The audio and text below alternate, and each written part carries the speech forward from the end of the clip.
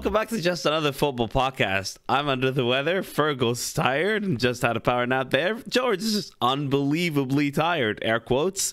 And Harry seems to be doing very well, but doesn't have a microphone. And this is going to be a great podcast, guys. This is going to be a brilliant return after a week off.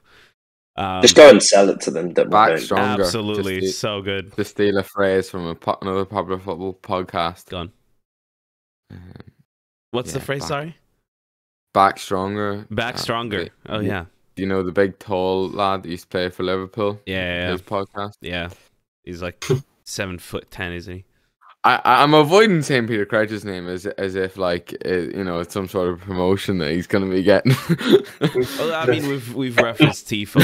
It's like we've been second captains and everything, so we're fine. We're fine. How are you guys? Apart from everything, how was the past like couple weeks for you? Fergal, I know you. I was looking for last week to like get your Irish adventures update. But unfortunately couldn't do a podcast then. So yeah, how's Ireland? I will say I didn't watch the France-Ireland game, but when I first saw the result, it was from a post that had Mike Magnon's save. I honestly thought it was fan art, just because of like the reach and the distance he is off the ground, and it's how far top corner that hit was. Was it James McLean that hit that took the shot? Nathan Collins. Just so unlucky. I was sat. If you're facing that goal, I was to the right of it, so I got a corner season ticket.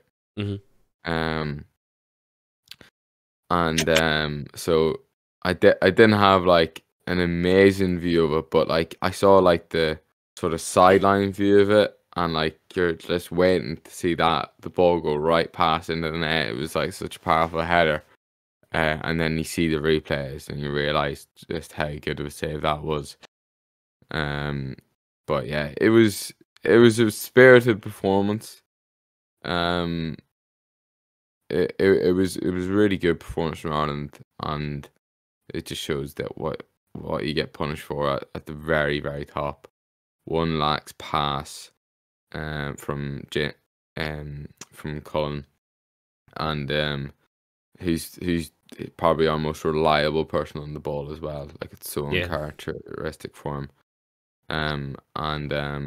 Pavard just stepped in, and if we had been able to play out of that situation, we probably would have had a really good counter attack, because Pavard was so high up the pitch, but he gambled perfectly, and then had the quality just to rifle that top corner. It's such a good goal as well. And like there's like but it's another goal from outside the box. I don't know if any of you's been keeping up to date with Ireland's issue with goals from outside the box. It's been a riveting conversation amongst Ireland football watching people. Is there any correlation or causation to the fact that Gavin Bazunu has been in goal? Basically? No, like it'd be really unfair. The XG of the shots is I think before that goal was something like accumulated to like 0.5 or so, maybe 0.5, 0.6 of 10 goals that have been scored. Or I think it was 9, and then the one against France made it 10. I didn't hear what the updated XG was. I mean, it won't be that much of a change. Like, it might be no. 0.5, well, it was 1. Yeah, but I would say 0.5 maybe, because it was quite central and it was closer than most other shots. But yeah, it's just this this weird thing they've been asked, like, it's now become a narrative, like, like, we need to stop these long shots, but do we need to stop them, or do we just not need, do we just need to be a bit more luckier? And like, especially when defending against France, we chose the parts of the pitch we were going to defend. Like, my dad was really annoyed that they were given so much time, and we dropped so deep. Like Ferguson was sort of marking Camavinga in defensive midfield, so like the centre backs were like playing the ball all the time, and he was annoyed at that. But you have to give them something, because we have to double up on Mbappe, who was non-existent in that game. James Coleman out of nowhere, like just like kept it in the back pocket with help from Ogbeni and stuff. So the lads done really well. I don't know if we really deserve to draw. You know, like in terms of Ireland coming up against France, we deserve to draw. But if you look at the whole game, they really dominated. They didn't really have any good opportunities. And then we put them under pressure in the last few minutes. But I think that's France like quite happy just to see out a 1-0 and sort of sit back off you. But now we've got a whole different other challenge against Greece away in the summer in June. So it's going to be the climate's going to be tough, and those are the games that we need to be winning, and they're the games that the performances have been up to scratch as of yet.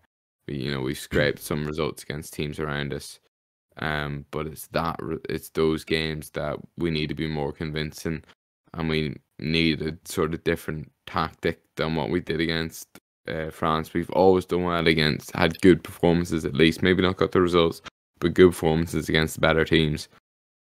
It's been the teams around us that we struggle with. And yeah, but it was good. I was at the Latvia game as well, where Evan Ferguson got his first international goal. Is Evan Ferguson like 17 or 18? 18, I think. Yeah. So you finally found a. Don't say it. We finally found a striker that at the moment playing regular football in the Premier League, and we have high hopes for. No pressure on him. Do your stuff, Ferguson. He's got. Let's just say we're very keen for him to do well. On board. Your optimism scale, like I'm guessing Luxembourg days, COVID days was down here, and then it's going up. Where on the red to green is it now? It's really hard to call. Really, really hard to call, because against Latvia we would turn it up, and then they came back, scored 2 goals. Two of them, another really, and that was Kelleher actually in nets for those, and I thought he actually could have both goals. Kelleher could have done better. It's a wee bit harsh, but I thought I thought Bazunu would have saved both goals against Latvia. And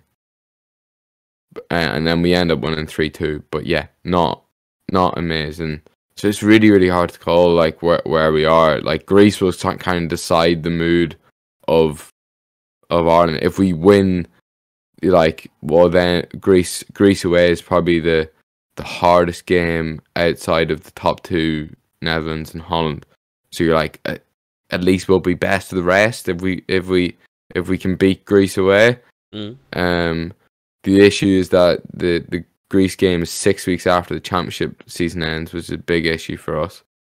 And it's in the summer, and it's really warm.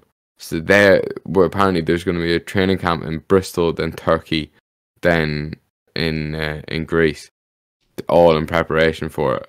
But because they're going to have to get the players fit after them being on the lash after the season ends, because they're going to go straight on holiday, Yeah. So yeah, that's the issue with Ireland. At the moment, I'd say if I was going to give it like a rating, it'd be a C. Having said that, just to touch briefly on what we're going to be discussing. Yes. Brendan Rodgers being sacked. I'm just hoping he doesn't quite get a job for maybe a year or so. His ego takes a knocking down, and then perhaps we could convince him to take on Ireland. That would be ideal. And as much as I like Stephen Kenny, there's no doubt Brendan Rodgers is a better manager than Kenny. I would love that. But they probably couldn't afford him at the moment. Like it would need Brendan Rodgers to go down a peg or two for us to then reach him at his level, I'd say. But you never know. Any quick England thoughts from Harry or George there, or are you just not? They don't really cross my mind. I'm joking. We're actually surprisingly quite good. I thought we were good, which is to be expected, to be honest, at this stage. You know, we're playing a country that's literally being invaded, so you'd hope you'd win those games. Yeah. but apart from that, not too much. We didn't either. Yeah, but yeah, no, we played well. Apart from that, not much to report. What about yourself, Harry? Any thoughts at all? Aside from Southgate just refusing to take Saka off, which absolutely infuriated me in both games. Not loads. Like pretty decent against Italy for half the game, and then the second half was like pretty terrible, to be honest, but did enough to win it. And then, as you said, should be beating Ukraine, did beat Ukraine. I mean, we virtually already qualified, if we're being honest. Like, having won that Italy away game, that's obviously the hardest game that we'll probably face. So, doing what's expected. It's qualifying. It's different for us. Like, it probably is for Fergal. Well, no, probably about it. But I have little to no interest in it, particularly in the heat of a Premier League title race that's going on for my club. I just spent the entire international break kind of wishing it was over, and to be honest, not really looking at England so much as I was looking at the countries, obviously England are one of them, but that our players play for, and making sure there's kind of no injury scares. And there was a few, Rodri tried to injure a couple of our players in a couple of separate games. No doubt under instruction from Pep Guardiola, most likely. But not much other than that to report from the international break, if I'm honest. Probably part of why we didn't podcast, to be honest, because there wasn't that much to say. Well, I suppose so. The US and Egypt each got 2 wins. This virtually never happens that we go into an international break. For me, that my 2 national teams get 2 straight wins and everything's okay. Even with the SMNT, Gio Reyna actually played. Anthony Hudson, who's kind of caretaker manager until we finally solve the manager thing. Hire a general manager in the first place, and then start thinking about hiring a manager, which is going to be the late summer. But he played the best options available for him both games, and it was just 2 very comfortable performances. We won 7-0 away in Grenada, which we should. 1-0 against Honduras, which was a tricky game, but we navigated it well. Ricardo Pepi scored, which, where was he in the World Cup and everything? Egypt, we have a manager that can actually use Mohamed Salah now. Rui Vitória previously managed Benfica for 2015-2019. He's using Salah as he should be used, right winger, tucked a bit inside, getting central, but is able to stretch the play too, rather than this target man nonsense that the previous 2 did. All was good, weirdly. On club level, though. Okay, so Chelsea lost their manager. Liverpool are now 6th, 10 points off Tottenham. And Arsenal are, still doing their thing. Philadelphia Union are 8th in the conference, 7 points away from top of the league.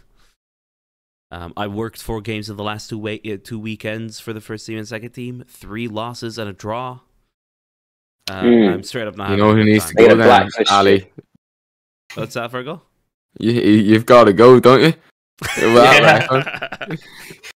I mean, how long? How many games are we giving you? There are 2 more games and then my internship is over. He's going to get the dreaded vote maybe of 4 confidence soon. Sorry. Yeah. Okay, you say maybe 4. I would say that maybe that's a tough maybe that.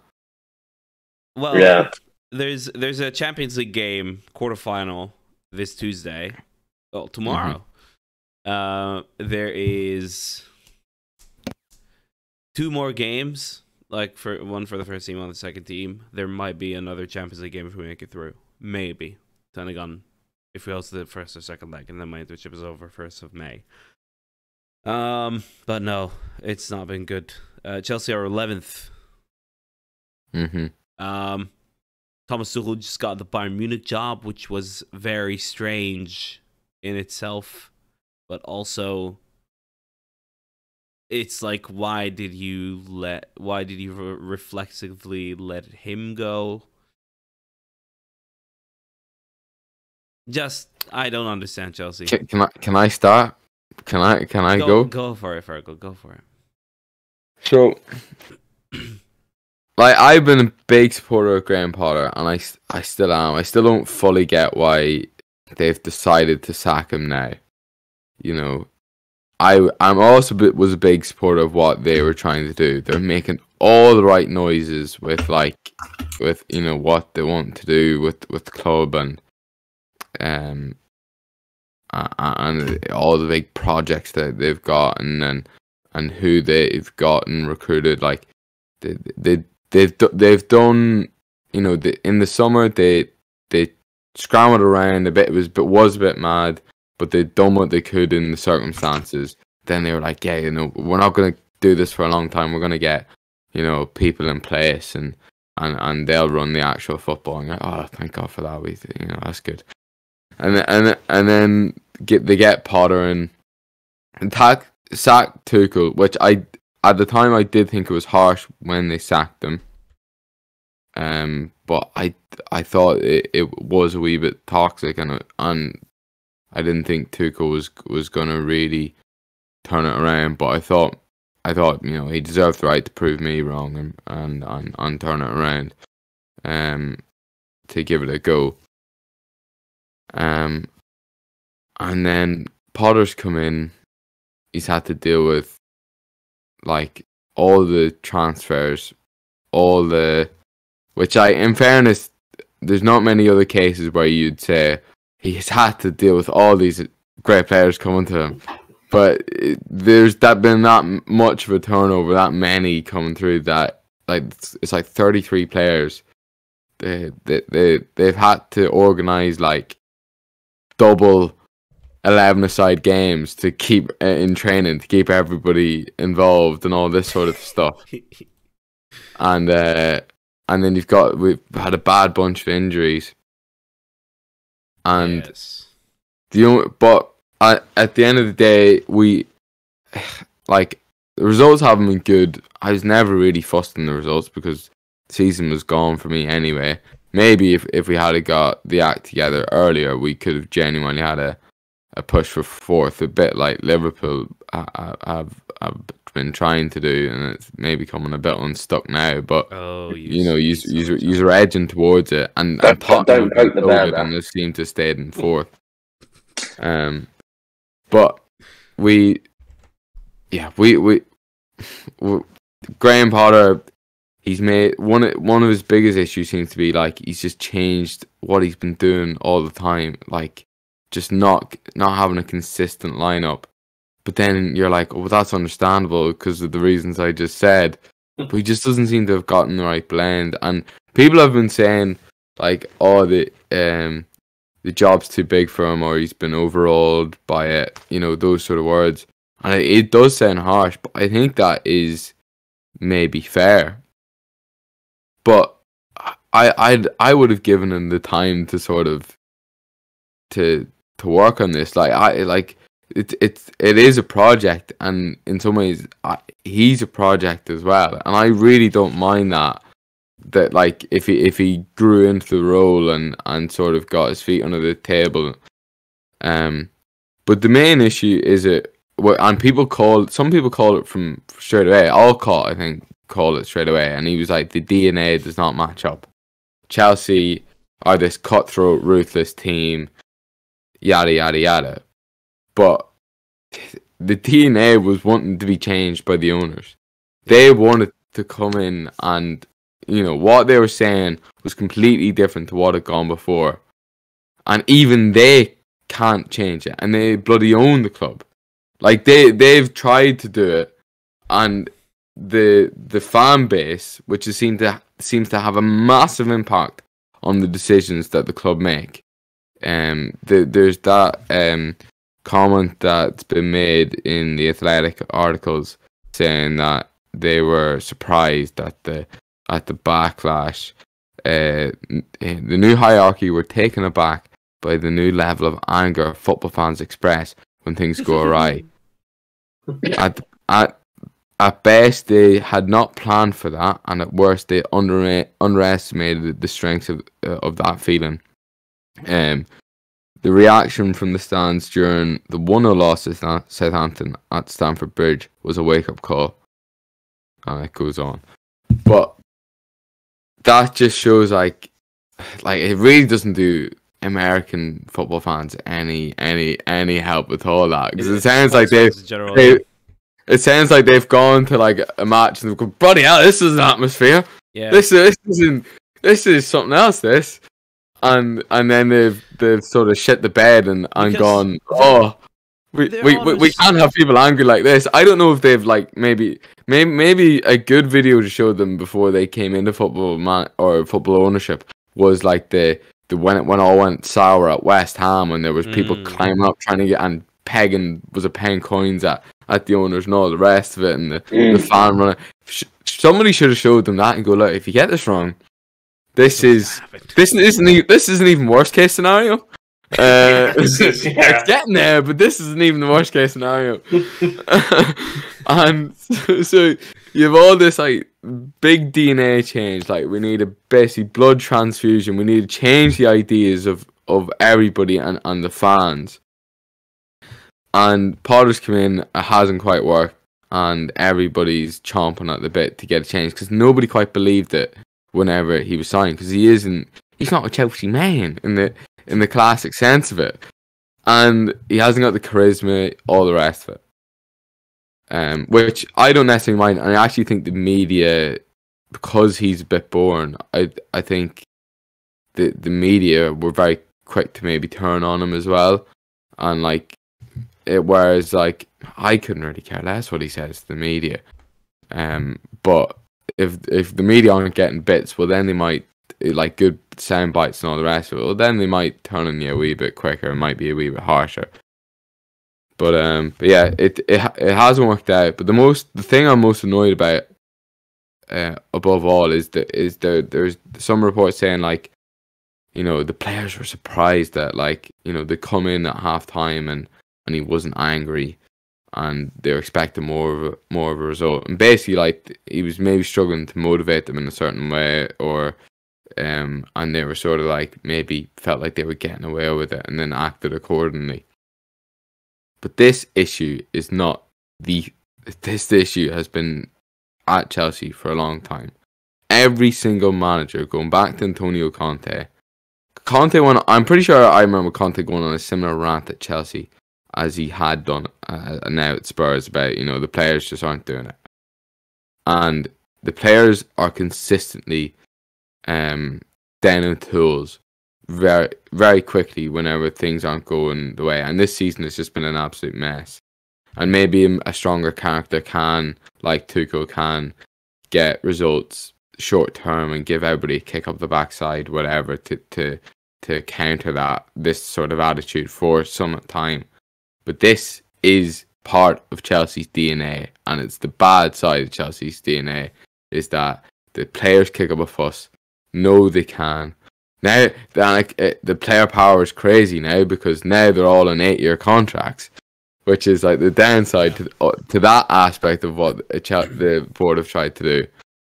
And Potter's come in, maybe not a stronger character, and instead, if they had stuck with him like they've been saying it, there was literally no reports about Potter getting sacked until about like an hour or so before he got sacked. It was like, even straight after the game, it was, no, he's not getting sacked, sacked. Like, it was really, really strong right up until the point that it wasn't. And so, if they had stuck with those decisions and seen it out, then, you know, that type of culture might have changed, but it probably would cost too much money to get all that sorted. But we need to clear out. I'm a broken record at this stage. Saying it a long time. And yeah, to touch on the match, I did think Graham Potter got a good few things wrong. He does seem to. I don't know if maybe he's a bit of self doubt now, or in that last game, but the back three was really surprising. Kukurea playing left center back is out of position. Who? Kukurea playing left center back is out of position. It's not out of position. He's not the best in the role though, because he has done that. He's done that against Dortmund. Center back that he's effectively out of position. He should be playing wing back if he plays. He done it against Dortmund and probably had his best game in a Chelsea jersey. Sure. So I disagree. Respectfully. There you go. But I wouldn't. He's not our best centre left back. That's Badashile. He's been fantastic. Yeah. And then Reece James at right centre back. It's just like the whole game there was loads of space down the right, constantly getting space down the right. Nobody could bloody pick a pass or a cross. And if Reece James had been on the end of some of those through balls down the right, it might have changed. However, it's also near pointless to be putting in crosses down the right because the only threat is Havertz, and he's not that early dominant. He's not going to muscle out a centre back and win a header at the front post like. So the game plan did seem a bit odd to me, and then it just seemed to unravel as we went on. The mistake from Cucurella was desperate because it was just going to land on Koulibaly's foot. I don't know if Koulibaly didn't call for it loud enough or what, but it just seemed so erratic and poor from him, from Cucurella. And then it's just not great. And now you've got all this stuff about Mount and all. There's just a couple of things that are now starting to unravel, and it does look like the organisation of Chelsea in the first year has just been atrocious. I was sticking with them because I thought, they've got their principles and they've got this plan and they've got this idea and they're sticking to it. And then to sort of go against all these ideas, and Roman Abramovich never sacked 2 managers in the one season. So they've gone one worse than him. And they haven't got the fans on side either. Because of their decisions and sacking Tuchel so early. If they maybe had let Tuchel carry on a bit more, they may have had a bit more leeway to sack him. People might have been actually glad to see him go, or maybe he would have turned it around. That does seem a wee bit premature now. Yeah. It's so confusing. I still don't think it would have turned around too much though. I'd imagine Tuchel would have got better results than what Potter was doing. But I don't think we're ever going to challenge for a league title under Tuchel. I don't think you would have ever challenged for the title with the January signings, regardless of who the manager is. If Ancelotti was the manager, he wouldn't have done it. Not this season, but I mean, like if Tuchel had like another couple of seasons, I still don't see us challenging with the title. Interesting, George. Yeah, there's not much that's been unsaid. I think the real problem here is not the it's the lack of identity, isn't it? Because clearly, to be honest, I have no problems with the Tuchel sacking because clearly it was a culture sack. It wasn't a result sack. So it was right. Let's get in our man. Let's build a project. Now, what is Chelsea? Chelsea is though with the identity piece because. In terms of managerially, yes, it was very clear that they wanted to bring someone that will be in it for the long haul, and with a team behind him that are, good at identifying talent, good at developing players, and good at teaching a new system quickly, which was exactly what happened with Potter at Brighton, going from Chris Hughton to Graham Potter, and that was a massively successful move from Brighton. They wouldn't be where they are now without, the transition in style of play that Potter did.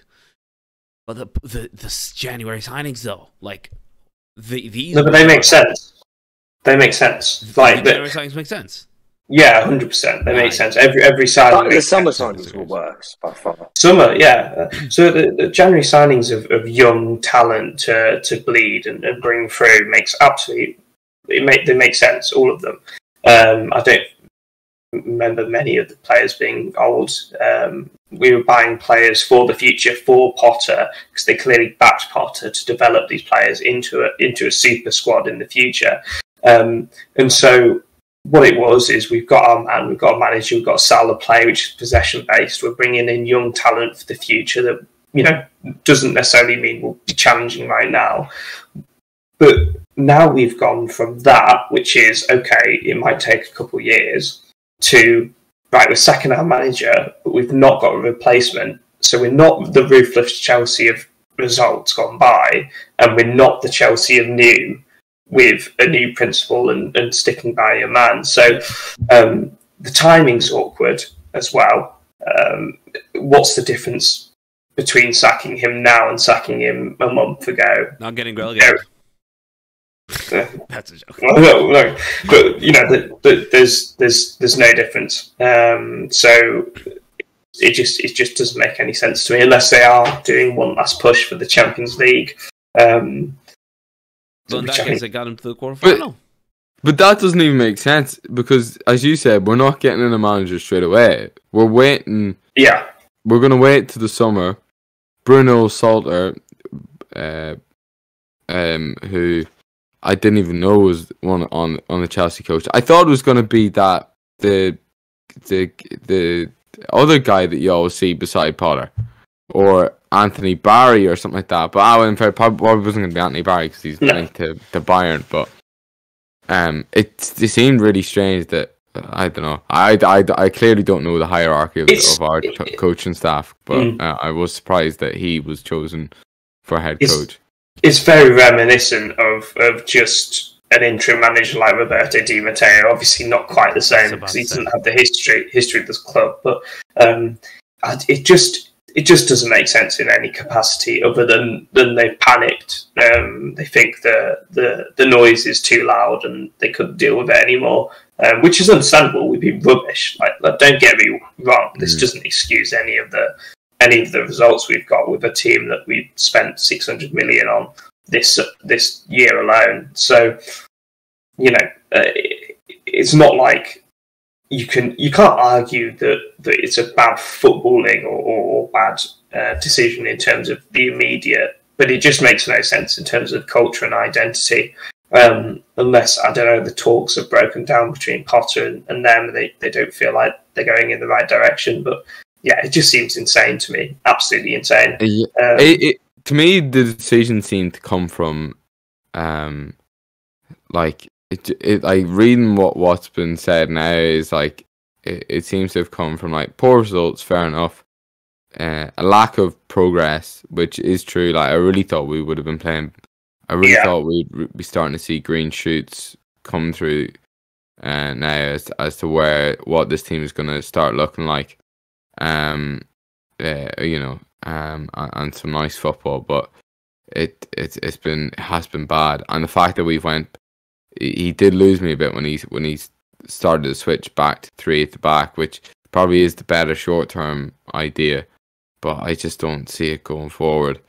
And then I think the Nagelsmann sacking is quite a big contributor to this. I do wonder if Nagelsmann wasn't available on the market, would they have sacked him this week, or maybe would they have let it go on a little bit longer? But yeah, for this Bruno guy now to be like head coach, like if we thought Graham Potter was out of his depth, I don't know what we're expecting now to the end of the season. You should expect Chelsea to win the Champions League. I mean, Chelsea is still going to win the Champions League. Don't get me wrong. We have been saying this, and it's the sort of March April sacking has come into fruition back end of the year. You know, I don't know. But Double, the problem is double it's sacking, two. though, Yeah, George. double sacking. I don't know if that Mm. if it's the same. I mean, Yeah, Pogba no. was sacked earlier. In fact, I found a post about like Premier League sackings this season, and I thought we'd play a quick quiz. How many teams still have their manager? that I already started know the answer to this. I think I know the answer to this. the Yeah, I think I Premier read League it. season with. If you don't know, if you, so Harry, you know the answer. You know. Yeah. Fergal. I think I might have heard it.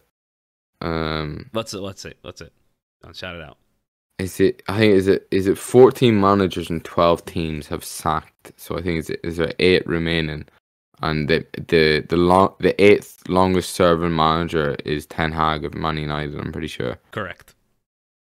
Yeah. Yeah. Remember when Scott Parker was the Bournemouth manager? We've got Roy Hodgson in the Premier League in 2023. Like, it's Yeah. just a mess. It's a fucking mess. We have And he's getting results. Yeah, it's Scott Parker, Don Tuchel, of course, Graham Potter from Brighton, Bruno Lage, Steven Gerrard, Ralph Hasenhüttl, that seems a while ago, Frank Lampard, Jesse Marsh. I forget his name. The Welsh guy that was talking about, living Nathan Jones. Nathan Jones living his best life with, on a farm with, I don't know, marrying a Welsh woman, whatever. Patrick Vieira, Tayo Conte, Brendan Rodgers. Well, you know what the appointment of Graham Potter now looks like, and it could bring up a classic debate of this podcast. He's now the equivalent of Ralph Ragnick. Oh, Ralph Ragnick. Like that's It- it's Well, nearly a style of play appointment.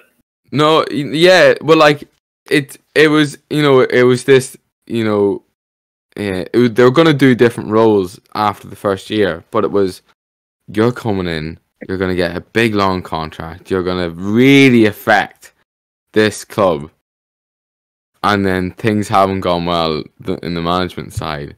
They sacked him, and now we're gonna wait for 6 months. So maybe this time next year, based on Man United, we'll have a Carabao Cup under our belt, and we'll have just lost to Newcastle. It's probably likely, actually. Yeah. Oh dear.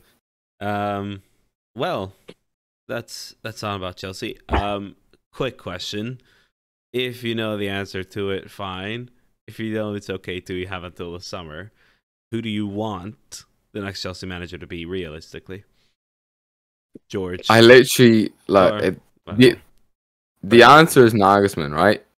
But I still don't fucking have a clue about this guy. I see will after say, he plays 3-2-4-1. yeah. So that in and of itself, Reece James at right wing is like part of practically a front So three. 3 at the back needs to. I know this is it. I don't Yeah. want 3 at the back, but after reading a little bit, I'm like, all right, this guy plays a lot of 3 at the back. Yeah. And then like he got sacked by Bayern because he wasn't getting on with the change room. I'm like, oh, we've already had a bit of that, and then so The kinds of you know who that's the kind of sensible thing to do. My mate asked me, what did I give me 2 seconds. I'll bring up what I sent my mate. George, do you have any I thoughts said- on this? Oh, sorry. Here we go. I said Nagelsmann is the sexy option. Okay. Conte would be Abramovich's appointment. Oh no, I don't think so. Anyway, No, but I see your if Roman was back, it'd be Conte or maybe like Simeone or something like that. Yeah, Simeone. Simeone. Yeah. Rodgers is the meh choice, Uh huh. and the romantic choice, which I still would love to see, get Frank back in the dugout. That's what I was going to say. Big You Lampard. stole him. I would Oh love my it. gosh. I'd love it because somebody. I would honestly. They would absolutely. They would be 15th. I would love Frank Lampard back. I would love it. There's been a couple of Twitter ones where they've like reviewed the last few managers for Chelsea, and everyone that I've seen is like, the season we got fourth on Lampard was so much fun. It was so good. It was so good. And it would mean Mason Mount signing the contract if we got him in. Mason Mount staying. Get the band back together. Get Tammy Abraham in. I would genuinely be so happy Lampard got the job again. And it makes no sense. It's pure romance. It's pure silliness. It would be silly, to be fair. It would be. All right. Well, Chelsea are 11th. Tottenham just threw to Everton. I have no idea. By the way, Ali, sorry to put in. I actually, it's pretty again a rogue. But I think I'd actually rather Pochettino come in than Nagelsmann.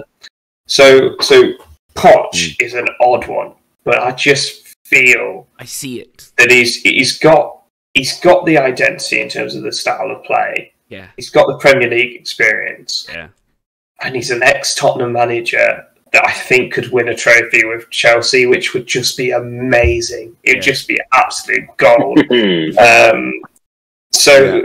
talent, the talent out there isn't exactly superb. We're seeing managers like Ten Hag and I don't think he's exceptional. Get a Man United job. So bring Poch in, win a Carabao Cup. I don't care, but that's more than what he did at Tottenham. So that'd be nice. That'd be my choice.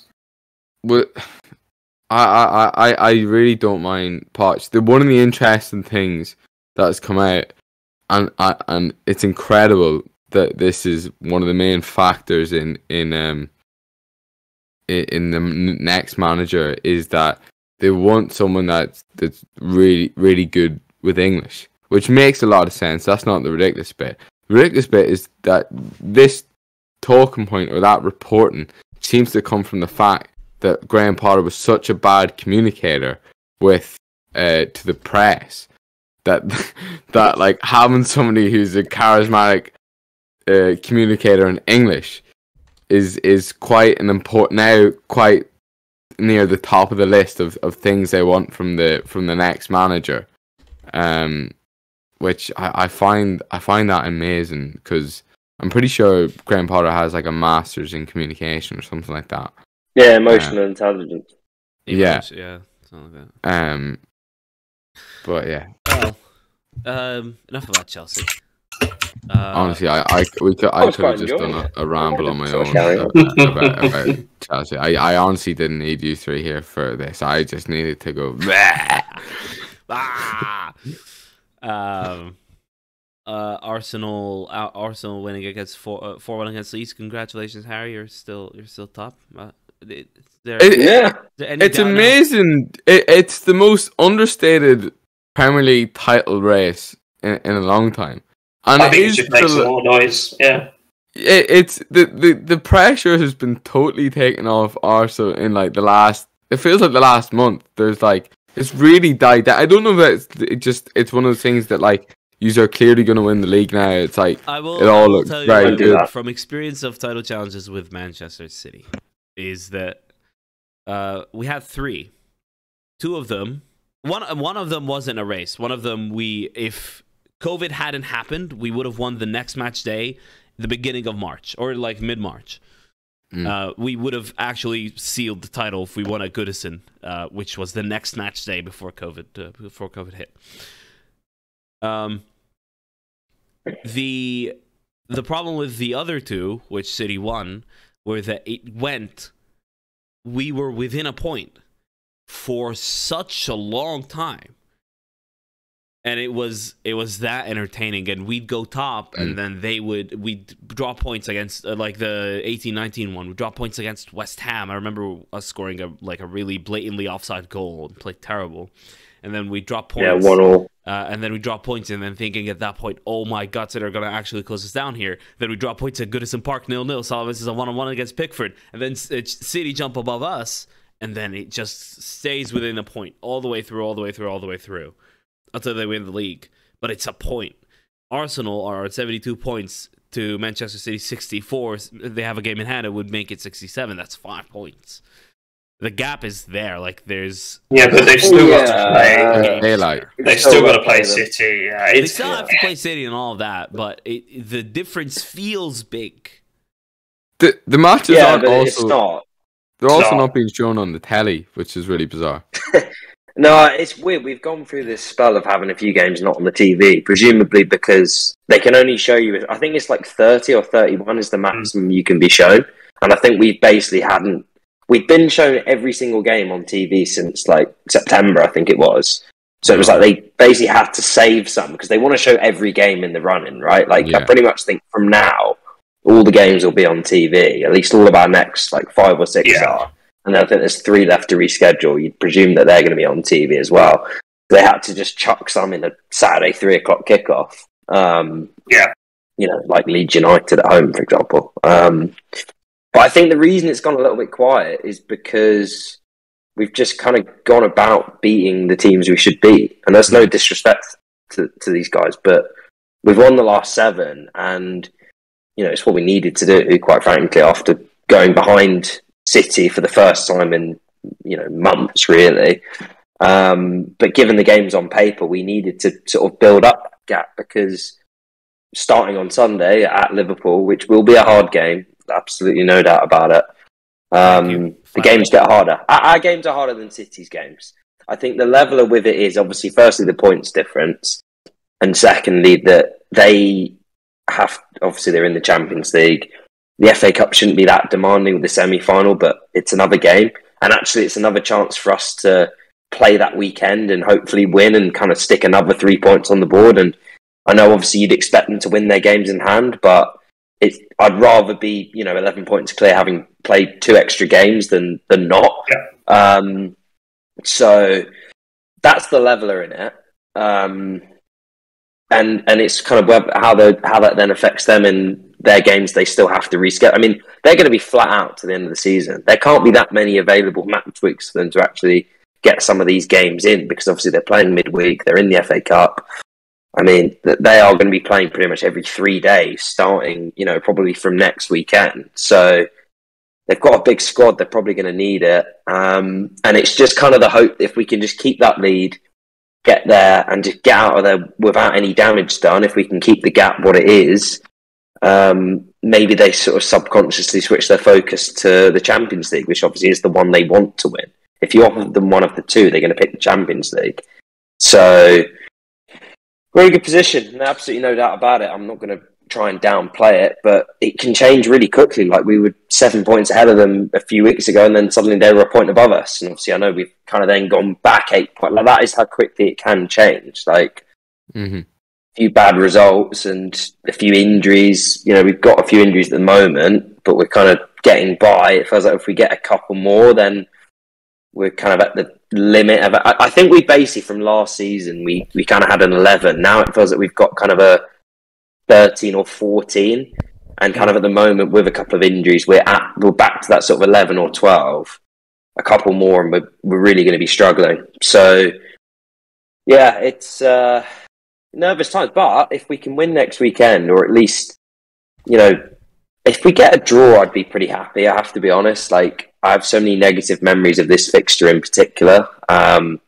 Obviously, we're coming into it in a much better sort of comparative position than we have been for probably the best part of 10 years, probably.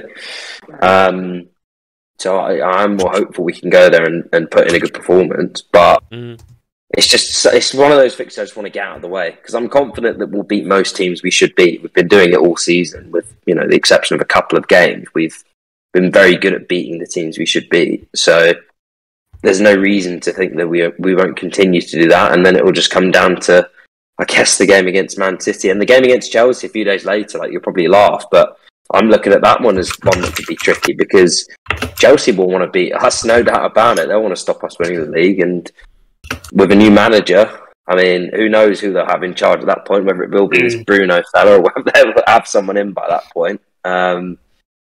Tricky game. Newcastle, tricky game. I mean, you saw it to Man United yesterday. I mean, they absolutely... That game actually reminded me of the game we had there last season. It was remarkably similar in the fact that they absolutely battered them in the first half, like should have been winning at half-time, and came out in the second half and pretty much just, like, carried on, ended up winning it 2-0. Could have been 4 or 5, to be honest, like the way the game went. So that'll be another tough game. They'll presumably be in the mix for top 4. So tough games to come. Who's no doubt. In this good spell, Harry? Who's been like? Is there any player that's been a bit underrated? You know, deserves a bit of credit. Like his.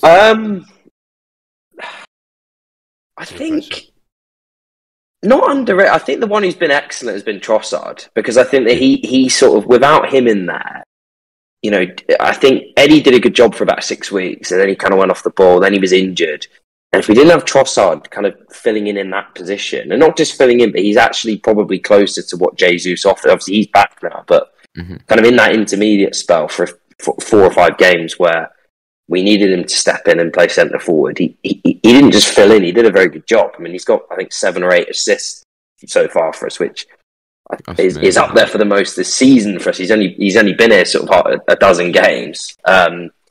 He's been really good, but I think the sort of beauty of it is that, and it's kind of been the case all season, like they share the load so well. We sort of have, if someone's not on it, someone else is, and that's kind of why we've been able to just be consistent throughout, because there isn't this kind of, previously there was kind of an over-reliance probably on someone like Saka, and last season Smith Rowe, whereas this season it's, if someone's not on it, someone else is, and we've shared the goals around, the performances of kind of, someone will do it in kind of a 6-game spell, then someone else picks up from them, and it's just carried on throughout. I mean, obviously we've been consistent, but like, players are kind of having purple patches at different points, which I think you want. You don't want everyone peaking at the same time and then everyone being sort of poor at the same time, because then you're going to get more inconsistent results. I think in this spell, it's really been shared around. So, you know, long may it continue, quite frankly. Yeah, it is amazing how kind of consistent everyone has been, and I think the structure that you have with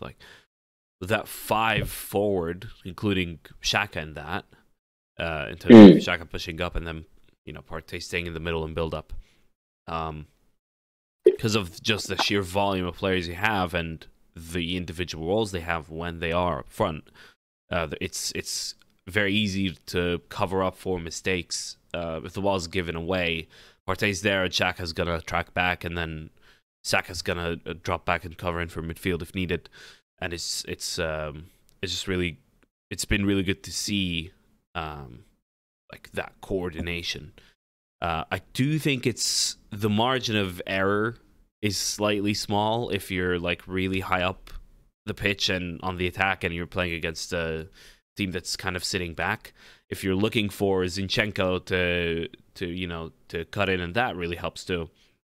But if Xhaka's like overlapping Zinchenko and you're having Martinelli, let's say, on the left, and then you have 5 or 6 up front, and Partey is alone in the middle, that kind of concerns me sometimes with watching Arsenal, because if it's turned over, not as much as Jorginho concerns me. Exactly. I mean, he came on Saturday for sort of 30 minutes to give Partey a breather, and the difference with the goal they ended up scoring. I mean, it just, I don't know if you guys noticed this about Jorginho at Chelsea, but obviously because he can't run, basically, he does this thing where he gambles and he tries to steps up, steal the ball.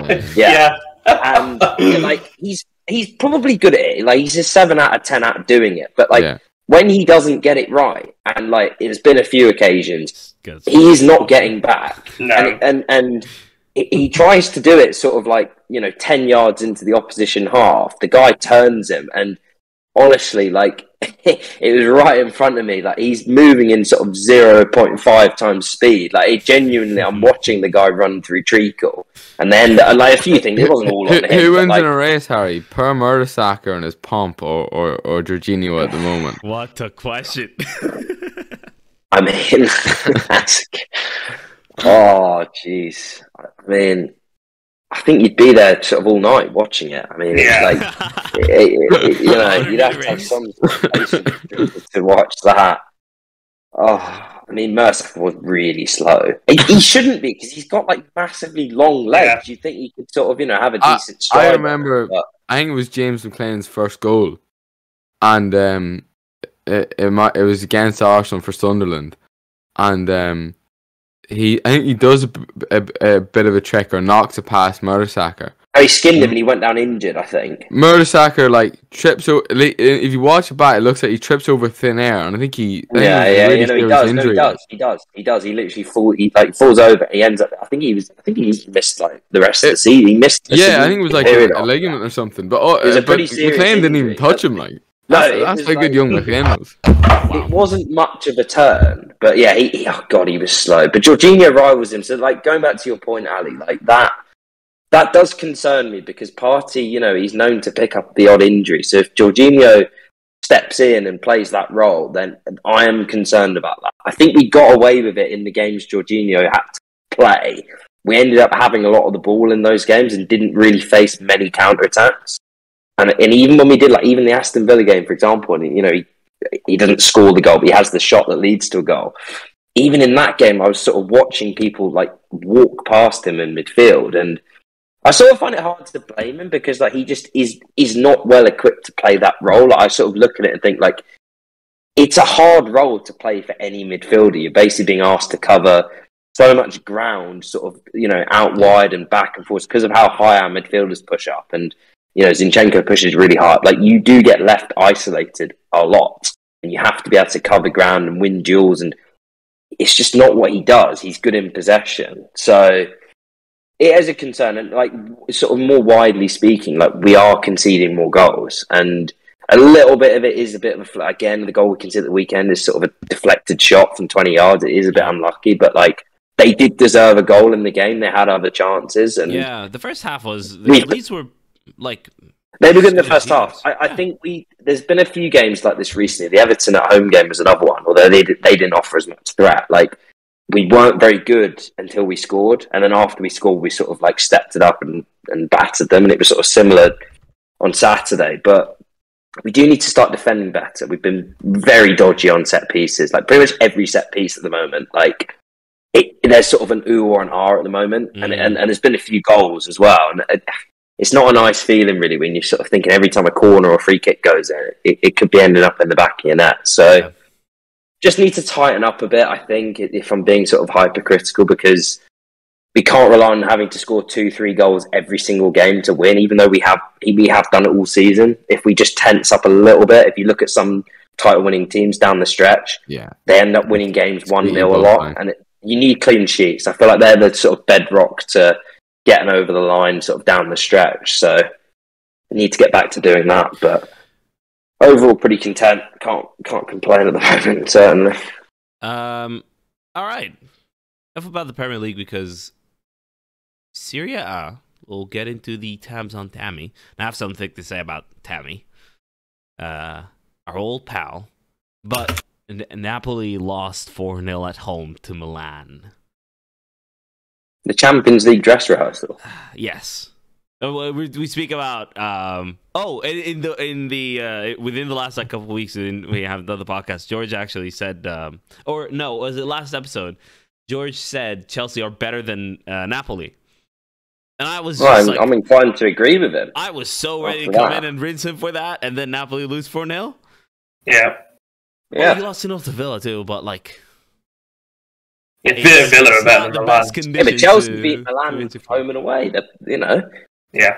Well, Napoli are still better than Chelsea, regardless of the Champions League result or the Milan result. And if Milan have Theo Hernandez, who rather than right wing back, Ogbene gave him an absolutely torrid time in the Ireland game. He run him ragged. I have no respect for Theo Hernandez anymore. I do not want Chelsea to be linked with him, unless it's maybe in a left wing back role where he doesn't have to do so much defending. He is shocking. Any managers out there worried about Theo Hernandez, just put it up to him. Put somebody physical on him. I could do a bit of pacing behind. He'll have a torrid time. Good. Tammy Abraham's last goal came on February 4th, if FVRF is correct here, against Empoli in a 2-0 win. He hasn't scored since. He has 1 assist in that time. He has a total of 7 goals and 5 assists all season in all competitions, including international. And international friendlies if they apply. What's the matter? This doesn't suit the agenda at all. What's this? We gotta talk about it. Ali, I've had a shite week, right? But in terms of football results, don't be coming in here slagging off my boy. I've had a worse week, Virgo. I need some fun to at least be level, okay?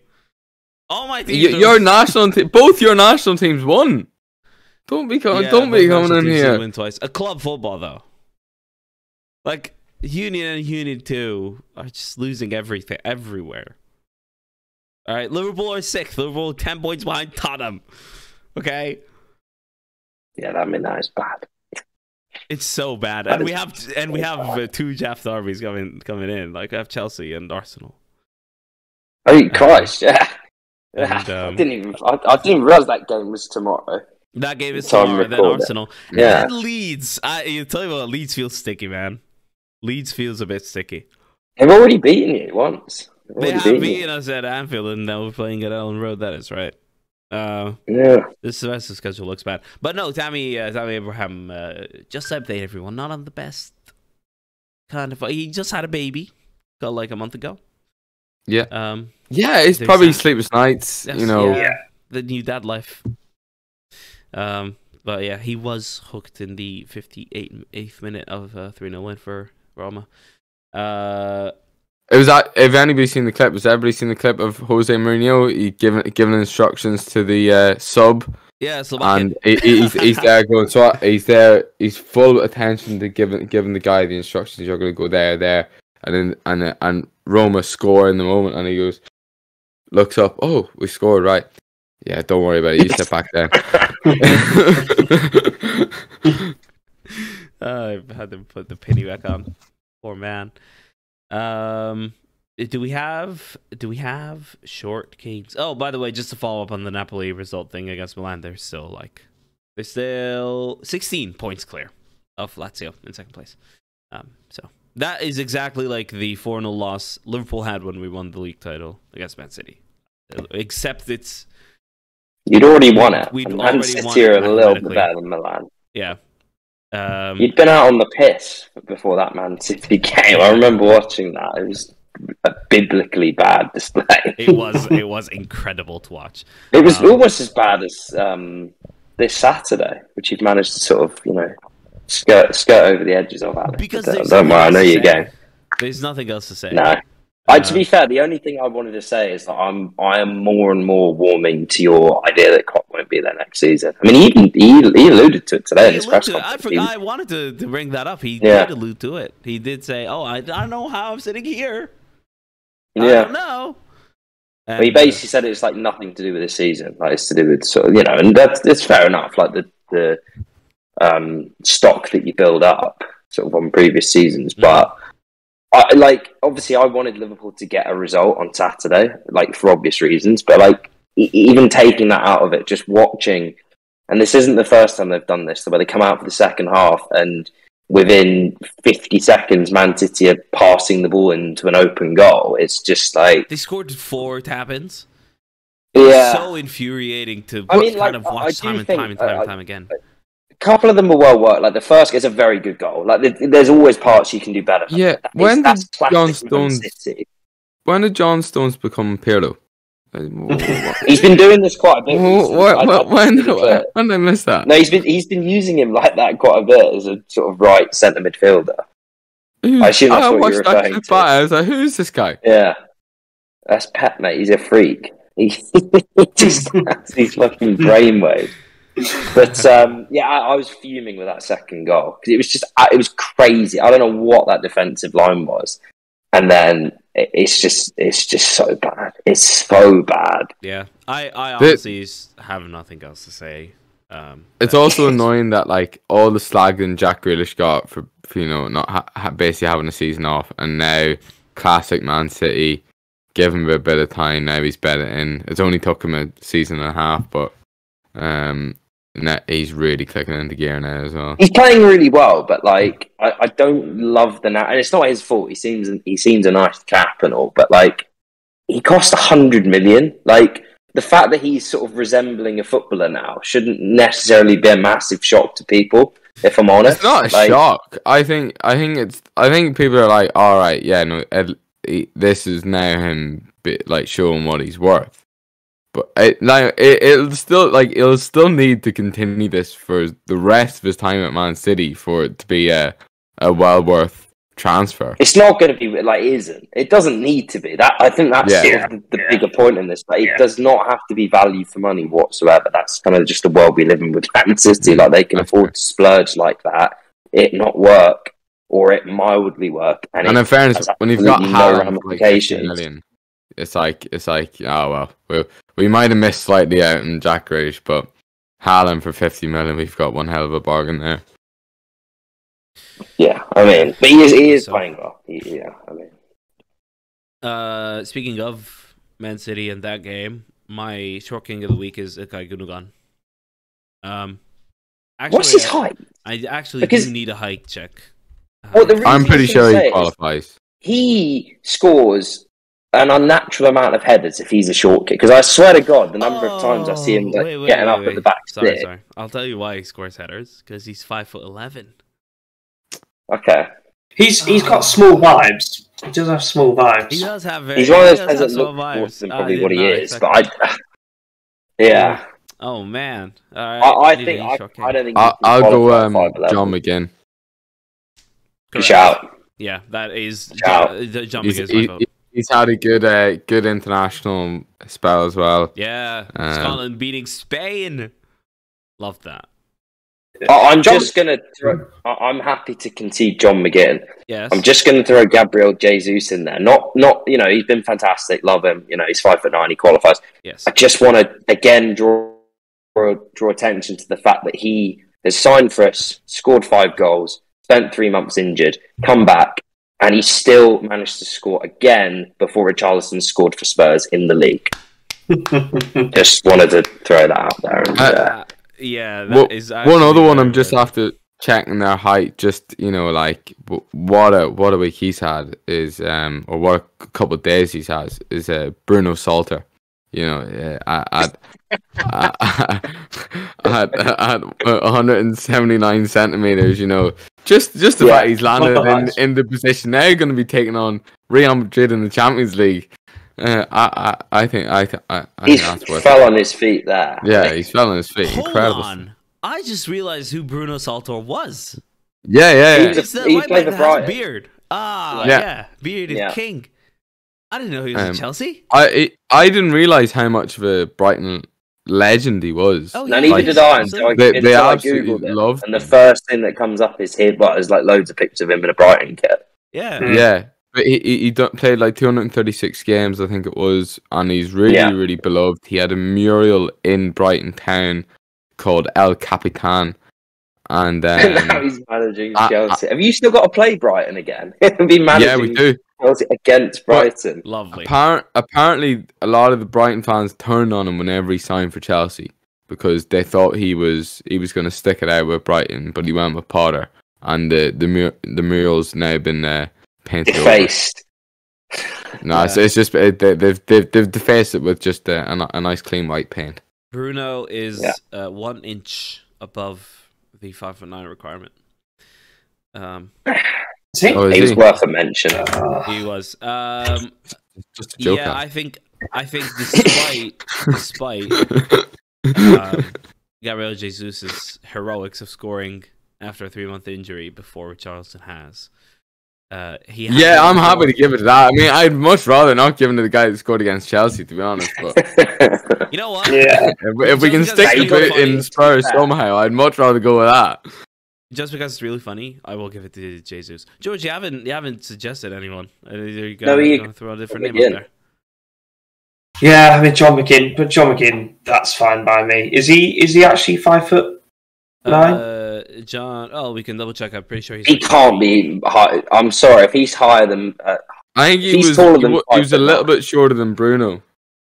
John McGinn is 5'10". No, he's not. Is he, Frank? I He think doesn't that's right. Wikipedia. Actually, He's the smallest looking 5'10" man I've ever seen. That genuinely made me the best. you know what it is? He's got 5'10". terrible He's 5'10", posture. and I'm a few inches shorter than that. I mean, I- that's worrying. I would say if you stretch John McGinn out, I think he is 5'10", but he's got a very stripped posture. I think he qualifies as 5'9", because like he the he posture definitely in never which he stands up plays the straight. game is definitely short of I- 5'9". There's transfer marked, say 178 centimeters. Foot mob and I think FB ref. No, transfer marked. No, wait. Yeah, foot I mean, mob to be say- fair, we've had Okay, these Premier disparities League before. say 178. I think that's gonna be the official height, surely. Yeah, so he's That's what I have. too short. 100. That's what I had. 178. So we've clearly spotted a gap in the market, which is getting players' heights out there. By the way, guys, so Yeah. we do need to invest in that. Playersheights.com would be ideal. Wait, 178. Okay, sorry. John McGinn qualifies because the Premier League have him at 178, which translates to 5'8.4. 8'4". Right. Yeah, Sorry, that makes sense. 8'4". Okay. Wait, no, sorry. Hold on. What? The point 4 is because he's so stooped. He's 5'8" on the top. I got myself confused there. Google returned the result in like decimal feet. It's 5'10". This is riveting listening. This is great. Does it have to go to Gabriel Jesus? The only problem with that is it still won't get him. It still won't get him an international. We'll give it to John. Yeah.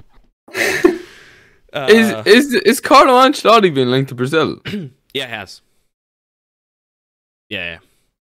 Is it definitely happening then? The Brazil want him. I'll take Carlo Ancelotti as Chelsea manager. Yeah. But no, we'll give Short King of the Week Short King of the Week to John McGinn. Just because We're going with John McGinn, okay. Just because it's very funny. We spent that much time looking at it. Yeah, and we have spent that much time looking up, and it would be a waste of time not to. Yeah. But Jesus is equally funny, just to say, because of the amount of effort we put into finding McGinn's height. I think we give it to him. Okay, what a podcast. What an episode. Spending half of it looking up heights. No, thank you guys. Good to be back. We'll be back next week. I think in the originally scheduled programming, because I don't think Philadelphia Union do not play at home, neither the first team or the second team, for the next 2 weeks, so we should be good. You've got to be there, Alex. You've got to reflect on a Jack Lee double this week. I have to. And it's gonna be Arsenal are away as well, so I don't think he'll be in Liverpool for that. So we could just record on Sunday, right? Correct. All right. Well, I'll see Sunday then, after we've just been handed 2 defeats, and it's gonna be a long day, but it is what it is. Okay. See what you're doing. Kind of. See you guys next episode. Have a wonderful week, everyone. Cheers.